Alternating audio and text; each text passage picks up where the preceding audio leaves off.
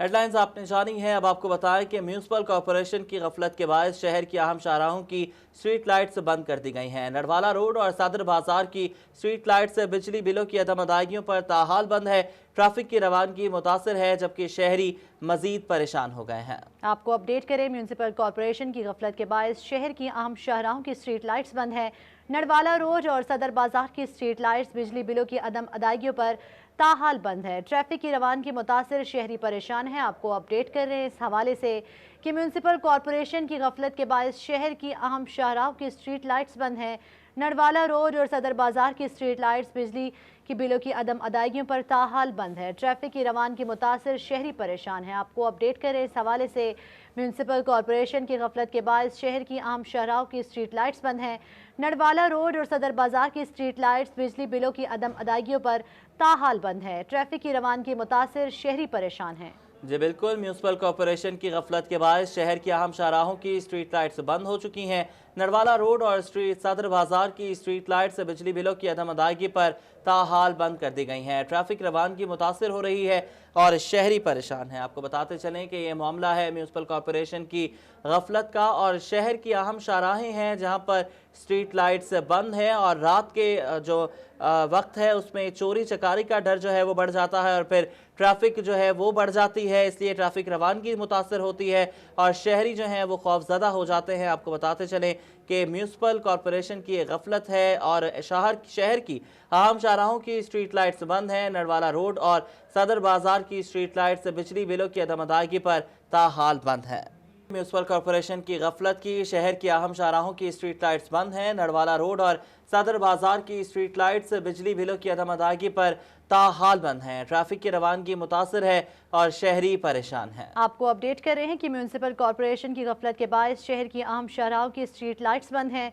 नडवाड़ा road और सदर बाजार की स्ट्रीट लाइट्स बिजली बिलों की अदम अदायगियों पर ताहाल बंद है। ट्रैफिक की रवानगी मुतासर है, शहरी परेशान है। आपको अपडेट करें इस खबर के हवाले से कि म्यूनिसिपल कॉरपोरेशन की गफलत के बायस शहर की अहम शाहराहों की स्ट्रीट लाइट्स बंद हैं।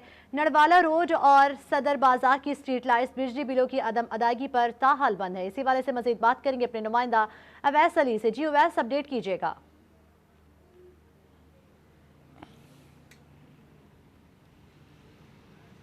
आज बिल्कुल गुज़िश्ता रोज़ फेस्को हुकाम की जानिब से बिलों की अदम अदायगी पर म्यूनसिपल कॉरपोरेशन के जो कनेक्शन हैं वो मुनक़ता किए गए थे और इसी हवाले से जो स्ट्रीट लाइट्स हैं वो भी बंद हो गई थी। एक रोज़ गुजरने के बावजूद म्यूनसिपल कॉरपोरेशन की जानिब से फेस्को को बिलों की अदायगियाँ नहीं की गई और उससे जो है वो सदर बाज़ार और नरवाला रोड पर जो स्ट्रीट लाइट्स हैं वो बिल्कुल बंद हो चुकी हैं। ट्रैफिक की रवानगी यहाँ पर मुतासर हो रही है, मगर इसके बावजूद शहर की इंतज़ामिया होश के नाखुन नहीं ले रही और स्ट्रीट लाइट्स को ऑन नहीं किया जा रहा और ना ही फेस्को के बिल अदा किए गए हैं। हमारे साथ यहाँ पर शहरी मौजूद हैं, उनसे जानते हैं कि इस हवाले से उनका क्या कहना है। अच्छा, आप हमें बताइएगा कि यहाँ पर अंधेरे हैं, लाइट्स बंद हैं, क्या कहेंगे? अस्सलाम वालेकुम, मेरा नाम मोहम्मद तसव्वुर है। पहली बात तो ये यहाँ पर बहुत अंधेरा होता है। हमारे यहाँ पे दुकानें हैं, यहाँ पे अंधेरे की वजह से शायद चोरी डिकाटी हो सकती है और जी बिल्कुल बहुत ज़्यादा अंधेरा है। कुछ और लोग मौजूद हैं। अच्छा, आप हमें बताइएगा कि स्ट्रीट लाइट्स बंद हैं, क्या ਲਾਈਟਾਂ ਬੰਦ ਹੋਣ ਦੀ ਵਜ੍ਹਾ ਨਾਲ ਭਾਈ ਲੰਘਣ ਦੇ ਵਿੱਚ ਕਾਫੀ ਦੁਸ਼ਵਾਰੀ ਹੋ ਰਹੀ ਹੈ ਲੋਕਾਂ ਨੂੰ ਔਰ ਇੱਥੇ ਰਾਹ ਗੁਜ਼ਰ ਲੋਕਾਂ ਦੇ ਨਾਲ ਵਾਰਦਾਤਾਂ ਵੀ ਅਕਸਰ ਪੇਸ਼ ਆਉਂਦੀਆਂ ਨੇ। ਠੀਕ ਹੈ, ਉਹਨਾਂ ਕੋਲੋਂ ਮੋਟਰਸਾਈਕਲ, ਮੋਬਾਈਲ, ਪੈਸੇ ਇਸ ਤਰ੍ਹਾਂ ਦੀਆਂ ਚੀਜ਼ਾਂ ਖਿੱਚ ਲੀਆਂ ਜਾਂਦੀਆਂ ਨੇ ਤੇ लिहाजा आज बिल्कुल शहरियों की जानिब से ये कहा जा रहा है कि ये शहर की अहम शराह है। रोज़ाना की बुनियाद पर यहाँ पर ट्रैफिक की कसीर तादाद में रवानगी होती है और यहाँ पर अंधेरे छाए हुए हैं जिससे मुख्तलिफ वारदातें जो हैं वो रोनमा हो सकती हैं, मगर इसके बावजूद जो है वो ज़िले इंतज़ामिया की जानिब से फेस्को को बिलों की अदायगियाँ नहीं की गई, जिसकी वजह से ताहाल स्ट्रीट लाइट्स के जो कनेक्शन है वो मुनक़ता हैं। तमाम स्ट्रीट लाइट्स जो हैं वो बंद हो चुकी हैं। ज़िले इंतज़ामिया की जानिब से स्ट्रीट लाइट्स को जो है वो ऑन नहीं करवाया जा रहा। फैसलाबाद शहर की जो शेखुपुरा रोड हो, किनार रोड हो, बेशतर स्ट्रीट लाइट्स जो है वो वहाँ पर मौजूद ही नहीं है। अगर कहीं पर स्ट्रीट लाइट्स मौजूद है तो वहाँ पर म्यूनसिपल कॉरपोरेशन की बड़ी गफलत ये है कि ऐसे आपका आपने हमें अपडेट किया। ख्वाहों में एक आने का इजाफा ना हुआ, दीगर मुतालबात भी पूरे ना हुए। एप्का का गवर्नमेंट एम्प्लॉयज़ ग्रैंड अलायंस के हमरा सरकारी मुलाजमीन के मुतालबात पर मबनी मुल्की गैर तहरीक चलाने का फैसला कर लिया गया है। 10 फरवरी को इस्लामाबाद धरने का फैसला सुल्तान मजदी ने कारकुनान को अलर्ट कर दिया है। बात करेंगे रमज़ान मिर्ज़ा से। रमज़ान, बताइएगा। जी बिल्कुल, एप्का और इसके साथ साथ ग्रैंड अलायंस एक बार फिर हुकूमत के ख़िलाफ़ जो है वो आवाज़ बुलंद करने के लिए तमाम तर इक़दामात और तमाम तर इंतज़ामात जो हैं उनको यकीनी बना रहे हैं। इसी हवाले से सुल्तान मुजद्दिदी जो है वो फैसलाबाद में हैं, जहाँ पर महकमा इनहार में उनकी सदारत में इजलास भी मुनक़्क़द हुआ है और यहाँ पर डिवीज़न भर के ओहदेदार भी मौजूद हैं। हमारे साथ इस वक्त मौजूद भी हैं, उनसे थोड़ा से बात भी करते हैं। मुझे साहब, यकीनन बहुत बड़ा ये अलमिया है हुकूमत का कि मुलाजमीन की बात नहीं सुनी जा रही। तनख्वाहों में इजाफा तो दूर की बात, टैक्सेस और महंगाई का बोझ जो है वो मुलाजमीन के ऊपर बढ़ गया है। क्या प्लानिंग है आने वाले दिनों की? बिस्मिल्लाहिर्रहमानिर्रहीम। ये हुकूमत जो है गरीबों का नाम लेकर ये इक़्तिदार में आई, मुलाजमीन की बात की और यहाँ तक कि रियासत मदीना की बात की, तो हमने इनको वोट दिए, कामयाब किया।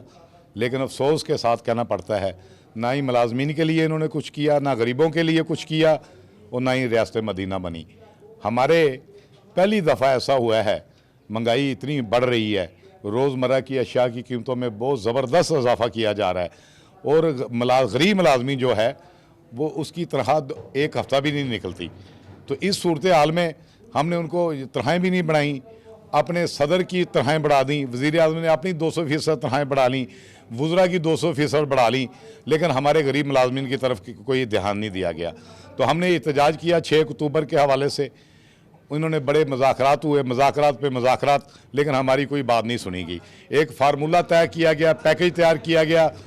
आखिर लास्ट जो हमारी मुलाकात हुई 16 दिसंबर को हुई, वो जो मिनिस्टर था परवेज़ खट्टक वज़ीर दफ़ा की सरबराही में, दीगर मिनिस्टर थे, सेक्रेटरी ख़जाना थे डॉक्टर इशरबाज था। उन्होंने कहा जी आपको यकम से आपको ये मराद का ऐलान दिया जाएगा। लेकिन अफसोस कि हमने फिर 5 का पार्लियामेंट के सामने मुज़ाहरा रखा, उन्होंने कहा जी 1 हफ़्ता दे दें, पैकेज आपका तैयार है, ये 12 को हो जाएगा। हमने 12 को फिर एहतजाज किया पार्लियामेंट के सामने। बड़ी बेहस हुक्मरान है, गरीबों की तरफ कोई ध्यान नहीं है, मुलाजमीन खुदकशियाँ कर रहे हैं। अब हमने ये फ़ैसला किया है, कुछ भी हालात हों, सर पर कफन बांध कर पूरे मुल्क से लाखों लोग निकलेंगे, लाखों मुलाजमीन निकलेंगे और वहाँ पर ये 10 फरवरी को इस्लामाबाद में तरीही धरना देंगे। हमें कई दिन क़याम करना पड़ा तो वहाँ रुकेंगे, हम पीछे नहीं हटेंगे, हम खाली नहीं आएंगे, हम वहाँ से नोटिफिकेशन लेकर आएंगे। ये इमरान खान वज़ीर आज़म ने हमें ये बताया तरीका कि जब तक धरना लंबा ना करे कोई आपकी बात नहीं सुनी जाती। मैं इंशाल्लाह आज यहाँ पर फैसलाबाद में से मैं यहाँ से फिर ये ऐलान करता हूँ, ये मंगल को पूरे मुल्क में पहिया जाम होगा, हम हड़ताल करेंगे इस मंगल को और इंशाल्लाह 10 फरवरी को वो गिरफ्तारियाँ कर लें, लाठी चार्ज करें। जो इंस्ट्रक्शन दे रहा है वज़ीर दाखिला रशीद होम सेक्रेटरी को कि यह इनको पकड़ो, गिरफ्तार करो, मैंने कहा कुछ भी हालात हुए इंशाल्लाह हम अपने बच्चों के लिए, उनके मुस्तकबिल के लिए, गरीब मुलाजमीन के लिए सर पर कफन बांध कर हम इस्लामाबाद की तरफ रवाना होंगे। और हक के लिए लड़ना बगावत नहीं होती। जी बिल्कुल, हक के लिए लड़ना बगावत नहीं होती। कहना है कि मंगल के रोज़ जो है वो पहिया जाम हड़ताल भी होगी और इसके साथ साथ इस्लामाबाद में धरना होगा और जब तक नोटिफिकेशन नहीं होगा धरना ख़त्म नहीं होगा। जी, धरना ख़त्म नहीं होगा। ठीक है, रमज़ान मिर्ज़ा आपने हमें अपडेट किया। महकमा ज़राअत पेस्ट वार्निंग की जानिब से जाली और ज़ायदुल मयाद ज़रई जहर बेचने वालों के खिलाफ शिकंजा सख्त कर लिया गया। 2 करोड़ का जाली और ज़ायदुल मयाद ज़रई जहर पकड़ा गया। मज़ीद जानते हैं अपने नुमाइंदा अब्दुल रहमान से। जी अब्दुल रहमान, आगाह कीजिएगा।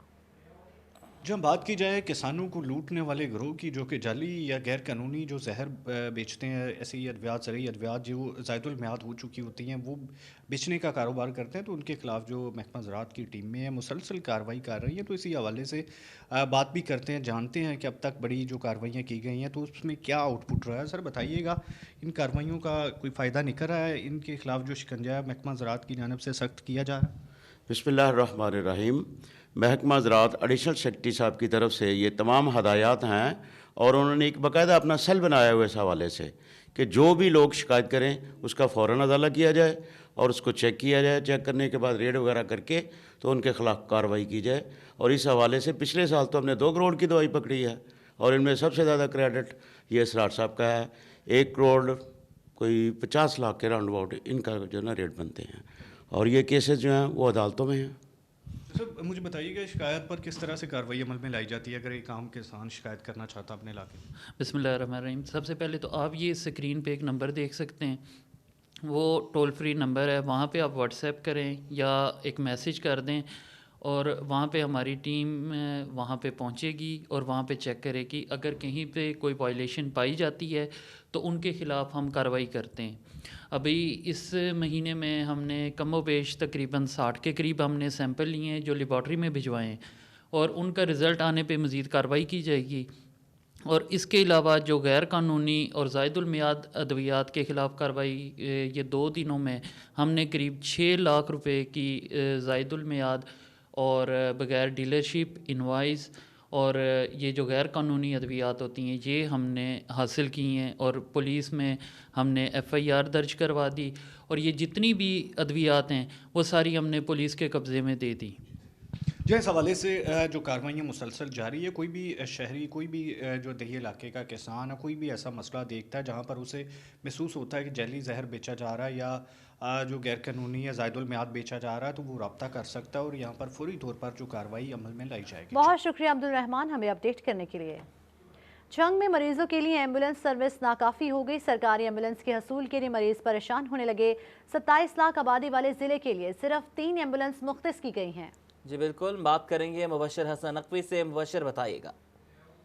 बिल्कुल 27 लाख आबादी वाले ज़िला झंग के लिए रेस्क्यू 1122 की गाड़ियां इंतहाई कम पड़ चुकी हैं। सरकारी तौर पर एम्बुलेंस की सर्विस ना होने की वजह से मरीज़ों को मुश्किलात का सामना करना पड़ता है। झंग इंतजामिया के पास सिर्फ 3 रेस्क्यू 1122 की गाड़ियां मौजूद हैं जो मरीज़ों को नाजुक हालत के पेश नज़र दूसरे अजला में मुंतकिल करती हैं और इन 3 गाड़ियों में से एक गाड़ी ऐसी है जो आए रोज़ ख़राब रहती है और बकिया गाड़ियों की मदद से मरीज़ों को जो है वो फैसलाबाद या दूसरे अजला में मुंतकिल किया जाता है। तमाम अक्सर औक़ात देखा गया कि एक गाड़ी में 2 जो मरीज़ हैं उनको भी शिफ्ट किया जाता है और अक्सर औक़ात ये मरीज़ जो है वो बर वक्त एम्बुलेंस ना मिलने की वजह से मौत के मुंह में भी चले जाते हैं। तो हम रेस्क्यू 1122 का जो शुमार 41 ने हासिल किया है उसके मुताबिक माहाना 300 के करीब अफराद को फैसलाबाद, लाहौर और दीगर अजला में मुंतकिल किया जाता है। इनमें से मुतअद्दिद अफराद ऐसे होते हैं जो हादसात के नतीजे में ज़ख्मी होते हैं, अक्सर को हार्ट अटैक की सूरत में दूसरे अस्पतालों में मुंतकिल किया जाता है जिससे मरीज़ों की मुश्किलात बरकरार है।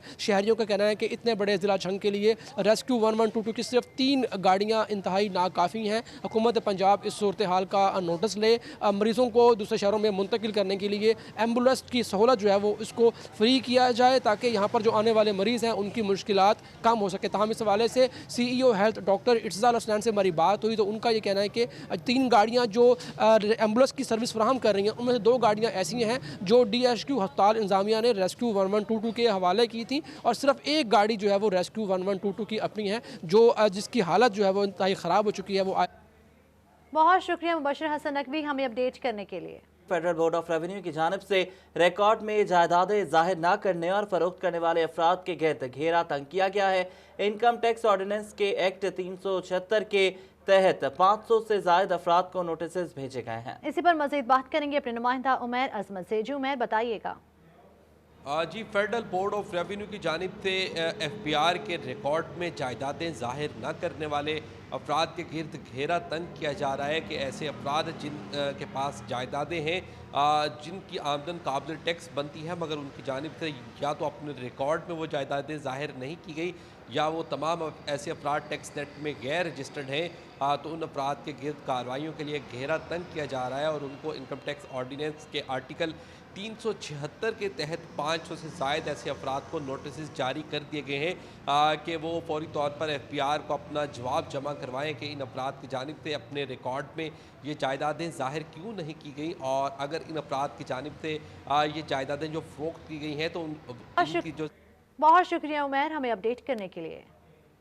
फैसलाबाद 14 मार्च को हुकूमती अहकामात के मुताबिक पंजाब आर्ट काउंसिल फैसलाबाद में कल्चर डे का एहतमाम किया जाएगा। मजीद बताएंगे हन्नान बुखारी। जी बिल्कुल, पंजाब हुकूमत के अहकामात के मुताबिक 14 मार्च को फैसलाबाद आर्ट काउंसिल के अंदर कल्चर डे जो है वो मनाया जाएगा जिसके अंदर सुबह से लेकर शाम तक मुख्तलिफ एक्टिविटीज़ होंगी जो परफॉर्म की जाएंगी और कल्चर मिनिस्टर समेत दीगर इंतज़ामी अहदेदारान जो हैं वो इसके अंदर शिरकत करेंगे। ख़वातीन की और मर्द हज़रात की कसीर तादाद होगी जो कि शिरकत करेगी और कल्चर डे को भरपूर तरीके से फैसलाबाद आर्ट काउंसिल के अंदर मनाया जाएगा। हमारे साथ director Faisalabad art council Zahid Iqbal मौजूद हैं, उनसे गुफ्तगू करते हैं और पूछते हैं कि उनका इस हवाले से क्या कहना है। जी जाहिद साहब।